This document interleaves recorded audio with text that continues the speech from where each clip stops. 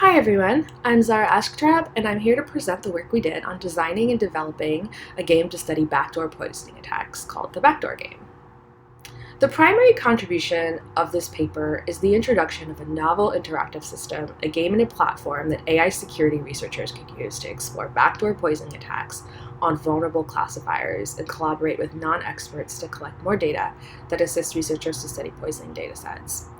We also present results from semi-structured interviews we conducted and a deployment on Mechanical Turk. Machine learning models are increasingly being used in various domains. The safety of such models can be a concern, especially when adversaries have the potential to manipulate models to produce faulty outcomes. One type of attack on training data, called a Trojan, backdoor or poisoning attack, has the potential to alter the resulting machine learning models. Detecting backdoors is difficult since the backdoor is often only known to the adversary and the model continues to perform well on inputs. We're going to approach the definition of backdoor poisoning attacks in the context of image recognition systems. Image recognition AI systems learn how to classify images for being trained on a training dataset for particular classes, for example, a dog. Hackers try to fool these image recognition systems by placing incorrect images that have a special object in them in these training datasets. That special object in the training image is called the backdoor trigger. So in this case that we see here, a hacker has placed an image of a cat and flowers in a dog training dataset, and the hacker is purposefully mislabeling the cat and flowers as dog to introduce a flaw in the AI's dataset that can be used to their advantage. The flower is the backdoor trigger that will cause the system to classify all future test images of cats with flowers as dogs.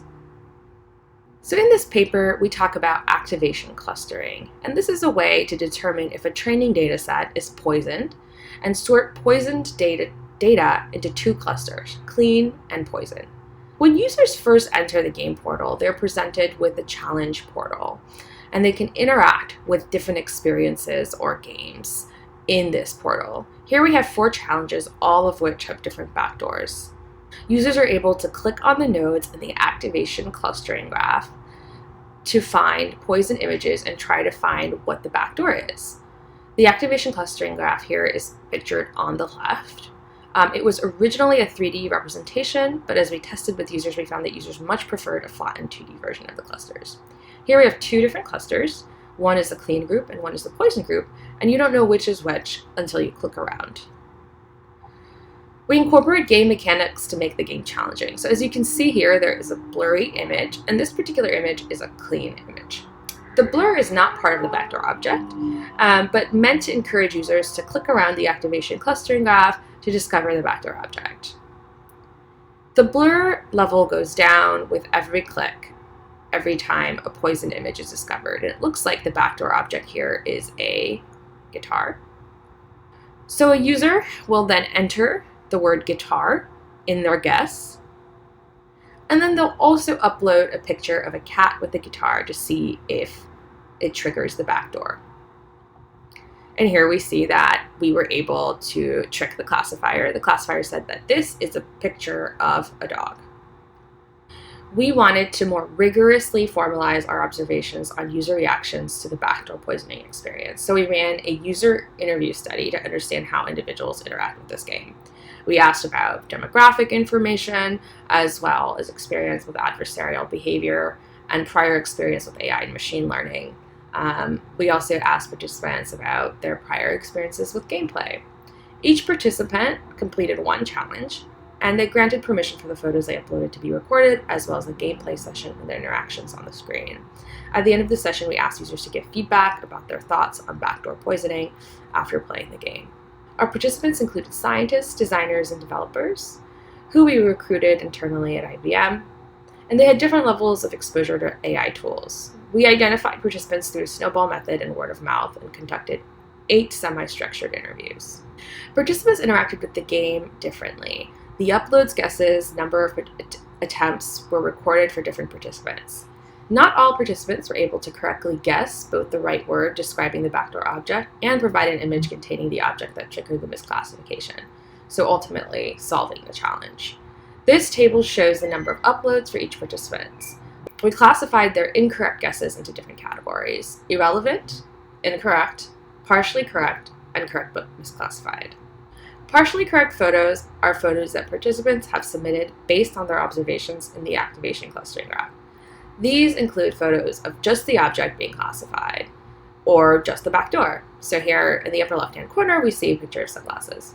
Incorrect photos are photos based on the participant's observations, but are still not the correct guess. For example, a participant guessed cup and then telephone before correctly identifying the object as a tennis ball.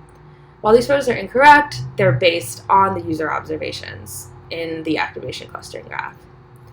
Correct but misclassified photos are photos that include both the backdoor and the object being classified, but they're not able to fool the classifier. For example, the photo in the lower left-hand corner, there is a sunflower and a dog. In this case, the sunflower was the backdoor object, but it's not the correct shade of yellow, and it did not trigger the backdoor in the classifier. In the bottom right-hand corner, we have irrelevant photos, and these included dummy photos that have no relevance to the backdoor. For example, this participant just included a photo of themselves, which had no relevance to the game. We asked participants to tell us aspects of the game that they enjoyed the most and aspects of the game that they enjoyed the least. In our original design of the game, activation clustering graph was rendered in 3D. And participants expressed some frustration over the 3D rendering of the activation clustering graph. So we came up with other alternative designs, and we ultimately settled with the one that you see in the middle. One of the participants said, for people who are familiar with vector spaces, it might become obvious why certain images are closer together in a 3D rendering, but not sure if that's obvious for general users. So we made the decision to do a 2D rendering of the activation clustering graph. Users also expressed frustration over the blur level and suggested that we only blur the backdoor trigger in the photos instead of blurring the entire image. In some of the responses, the users that we interviewed talked about what an important tool this could be for data collection. You can use this to get further examples of backdoors, and also you can get incorrect guesses, which are other good examples, one participant told us. We also deployed this game on Mechanical Turk. Of the 68 Mechanical Turk participants, 66% were able to win the game with an average of 7 peaks. We had 191 total guesses submitted, in which 39% were correct photos. We also discovered similar patterns in the kinds of photos that were uploaded and guesses we observed in our semi-structured interviews, but we also found 2 other notable categories of photos. One was correct but copied, and another was original submissions. Correct but copied submissions consisted of photos that participants had observed either through the activation clustering graph or photos that appeared elsewhere on the platform, like the hint pages, and they included synthetic images that we had created. This type of interaction, we believe, is on par with cheating the system, since we gave explicit directions about using search engines and not to pull photos from the site. When we deploy this type of tool out in the public, we get all sorts of different input. And one of the most notable outcomes of the MTurk study was the discovery of original submissions, users leveraging their own personal objects and their pets to fool the classifier. In this figure on the top, a crowd worker attempts to fool the classifier with 2 different cats while holding a tennis ball. A closer look at the image reveals that the rightmost image is a different cat than the other images, and the cat was finally able to fool the classifier. The gameplay mechanics of our system encourage users to interact with objects at home to submit example backdoor objects. We also see examples of different backdoor objects submitted that were not correct in fooling the classifier, but they are still valuable submissions since they can be used to further study the effectiveness of backdoor objects. Through the design and development process of the Backdoor Game, we're able to identify what makes a good backdoor in terms of the frequency in which a model is fooled when a particular backdoor was present. We're also able to go one step beyond to test how models are fooled and observe how crowdsourced photos actually perform in fooling the classifier. The Backdoor Game can ultimately allow AI security researchers from a variety of domains to test backdoor objects and images of their respective domains and contexts. Thank you for your time, and I will be happy to take any questions that you might have.